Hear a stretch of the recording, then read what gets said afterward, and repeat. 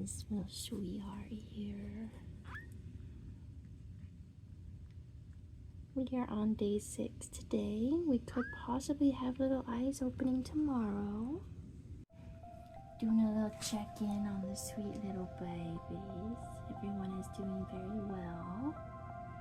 Thought I would show everybody to the camera. So it looks like we've got one calico baby. We have 2 tuxedos. We have a tabby, and then we have this really cute little tortoiseshell right here. Not quite sure. I think I could be wrong, but I think we got 4 girls and 1 little boy, but it'll be easier to tell when they're a little bit bigger. Here's cutie number 1. Oh my goodness. She's been doing very good.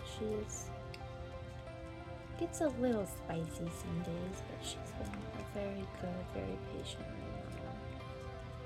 She loves her snacks.